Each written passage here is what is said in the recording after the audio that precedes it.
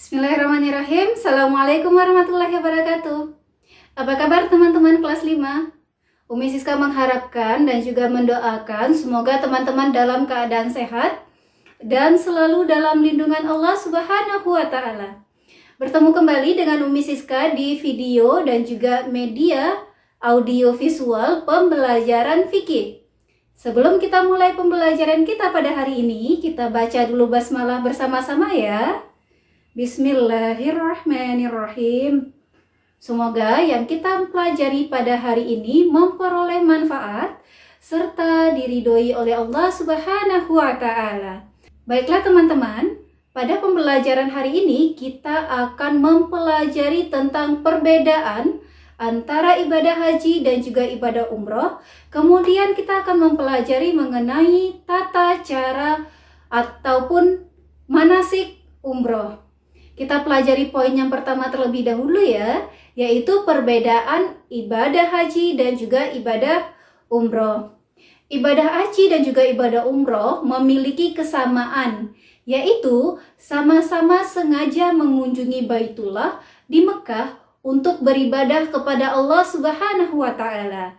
Namun, juga memiliki perbedaan-perbedaan.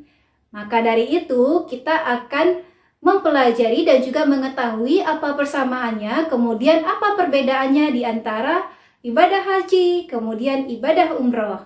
Ada 3 poin yang akan kita rangkum di sini untuk membahas mengenai perbedaan sekaligus persamaan dari ibadah haji dan juga umroh. Poin yang pertama dari segi waktu. Untuk ibadah haji, waktunya khusus pada tanggal 9, 10, 11, 12, dan juga 13 Zulhijjah. Sedangkan untuk pelaksanaan ibadah umroh waktunya bebas, setiap waktu, kapan saja, kecuali pada waktu-waktu yang telah ditentukan. Dan ini sudah Umi Siska jelaskan minggu lalu ya, di antaranya pada hari Idul Adha, kemudian hari Tasyrik, dan juga hari Arafah. Poin yang kedua mengenai tata cara pelaksanaan dari haji, lalu tata cara pelaksanaan dari umroh. Kalau untuk ibadah haji, tata cara atau manasiknya diantaranya adalah ihram, wukuf, tawaf, sa'i, dan juga tahallul. Sedangkan untuk tata cara ataupun manasik umroh yaitu ihram, tawaf, sa'i, dan tahallul. Berarti tidak ada wukuf ketika seseorang itu melaksanakan ibadah umroh. Kemudian poin yang ketiga mengenai hukum pelaksanaannya. Ibadah haji ini hukum pelaksanaannya wajib bagi seseorang yang mampu. Sedangkan ibadah umroh hukum dasarnya ini wajib karena dia termasuk di rangkaian haji. Namun karena dia bukan termasuk rukun haji, maka hukum dari ibadah umroh yang sebenarnya ini adalah sunnah. Jadi kalau hukum haji adalah wajib bagi yang mampu, hukum umroh adalah sunnah. Oke teman-teman, kita masuk kepada poin yang terakhir, yaitu tata cara ataupun manasik umroh. Untuk lebih jelasnya, apa saja dan juga bagaimana tata cara dan manasik umroh, silakan dengarkan penjelasan Umi Siska berikut ya. Tata cara umroh. Jika seseorang akan melaksanakan umroh, dianjurkan untuk mempersiapkan diri sebelum berihram dengan mandi. Sebagaimana seorang yang mandi junub, memakai wangi-wangian yang terbaik jika ada, dan memakai pakaian ihram. Pakaian ihram bagi laki-laki berupa 2 lembar kain ihram yang berfungsi sebagai sarung dan penutup pundak. Adapun bagi wanita yang memakai pakaian yang telah disyariatkan yang menutup seluruh tubuhnya, namun tidak dibenarkan memakai cadar atau niqab, yaitu penutup wajah, dan tidak diperbolehkan memakai sarung tangan. Berihram dari miqat dengan mengucapkan labbaika umrah, yang artinya aku memenuhi panggilanmu untuk menunaikan ibadah umrah. Jika khawatir tidak dapat menyelesaikan umrah karena sakit atau adanya penghalang lain, maka diperbolehkan untuk mengucapkan persyaratan setelah mengucapkan kalimat dengan mengatakan Allahumma mahilli haitsu habastani, yang artinya ya Allah, tempat tahallulku di mana saja engkau menahanku. Dengan mengucapkan persyaratan ini baik dalam umrah maupun ketika haji, jika seseorang terhalang untuk menyempurnakan manasiknya, maka dia diperbolehkan bertahalul dan tidak wajib membayar dam, yaitu membeli seekor kambing. Tidak ada alat khusus untuk berihram. Namun, jika bertepatan dengan waktu sholat, terutama sholat wajib, maka sholatlah lalu berihram setelah sholat. Keenam, setelah mengucapkan talbiyah umroh, dilanjutkan dengan membaca dan memperbanyak talbiyah sambil mengeraskan suara bagi laki-laki dan lirih bagi perempuan hingga tiba ke Makkah. Labbaik Allahumma labbaik, labbaik la syarika labbaik, innal hamda wa ni'mata laka wal mulk la syarikalah, yang artinya aku menjawab panggilmu ya Allah, aku menjawab panggilanmu, aku menjawab panggilanmu, tiada sekutu bagimu, aku menjawab panggilanmu, sesungguhnya segala pujian, kenikmatan dan kekuasaan hanya milikmu, tiada sekutu bagimu. Jika memungkinkan, seseorang dianjurkan untuk mandi sebelum masuk kota Mekah, masuk Masjidil Haram dengan mendahulukan kaki kanan sambil membaca doa masuk masjid. Allahumma tafli abwaaba rahmatik, ya artinya, ya Allah, bukakanlah untukku pintu-pintu rahmatmu, menuju ke Hajar Aswad dan menghadapnya sambil membaca Allahu Akbar, Bismillahi Allahu Akbar, lalu mengusapnya dengan tangan dan menciumnya. Jika tidak memungkinkan untuk menciumnya, maka cukup mengusapnya, lalu mencium tangannya mengusap Hajar Aswad. Jika tidak memungkinkan untuk mengusapnya, maka cukup memberi isyarat kepadanya dengan tangan, namun tidak mencium tangan yang memberi isyarat. Ini dilakukan pada setiap putaran tawaf. Kemudian tawaf umroh 7 putaran, dimulai dari Hajar Aswad dan berakhir di Hajar Aswad pula, dan disunahkan berlari-lari kecil pada 3 putaran pertama dan berjalan biasa pada 4 putaran terakhir. Disunahkan pula mengusap rukun yamani pada setiap putaran tawaf, namun tidak dianjurkan untuk mencium rukun yamani, dan apabila tidak memungkinkan untuk mengusapnya, maka tidak perlu memberi isyarat dengan tangan. Ketika berada di antara rukun yamani dan Hajar Aswad, disunahkan membaca Rabbana atina fid dunya hasanah wa fil akhirati hasanah wa qina azabannar, yang artinya, ya Rabb kami, karuniakanlah pada kami kebaikan di dunia dan kebaikan di akhirat, serta selamatkanlah kami dari siksa api neraka. Tidak ada zikir atau bacaan tertentu pada waktu tawaf, dan seseorang yang tawaf boleh membaca Al-Quran atau doa dan zikir yang dia suka.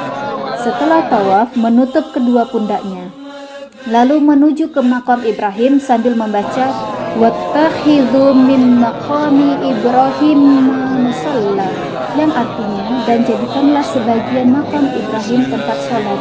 Sholat sunnah tawaf 2 rakaat di belakang makam Ibrahim. Pada rakaat pertama, setelah membaca surat Al-Fatihah, membaca surat Al-Kafirun, dan pada rakaat kedua setelah membaca surat Al-Fatihah, membaca surat Al-Ikhlas. Setelah sholat, disunnahkan minum air zam-zam dan menyirami kepala dengan air zam-zam.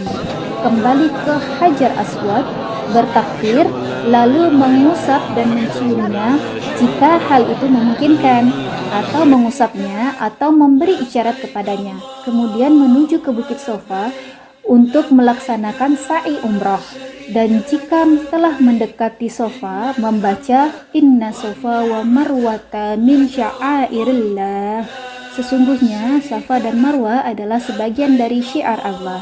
Setelah itu membaca Nabda'u bima bada'allahu bihi, menaiki Bukit Sofa lalu menghadap ke arah Ka'bah hingga melihatnya jika hal itu memungkinkan.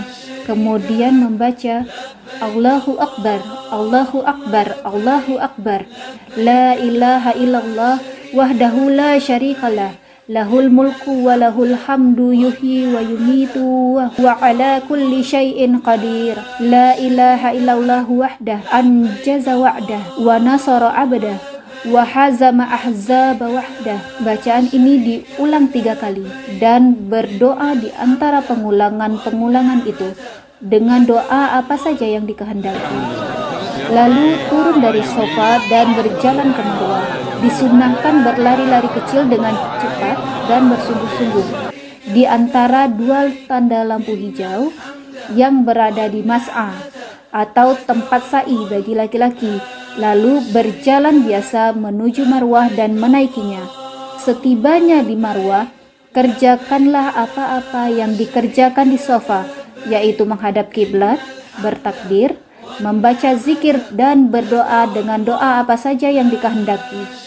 Perjalanan dari sofa ke marwah dihitung 1 putaran, kemudian turun, lalu menuju ke sofa dengan berjalan di tempat yang telah ditentukan untuk berjalan, dan berlari bagi laki-laki di tempat yang ditentukan untuk berlari, lalu naik ke sofa untuk melakukan seperti semula. Dengan demikian terhitung 2 putaran. Lakukan hal ini sampai 7 kali dengan berakhir di marwah.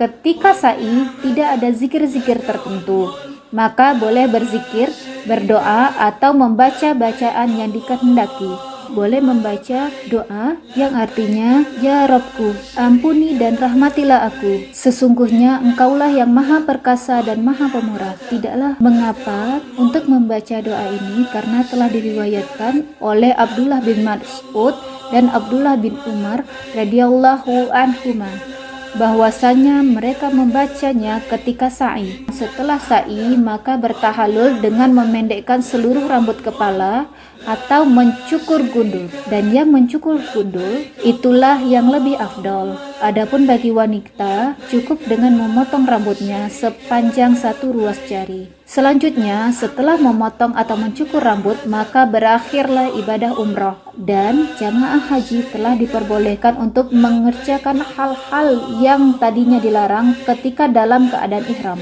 Teman-teman sudah mendengarkan penjelasan bagaimana tentang tata cara ataupun manasik umroh.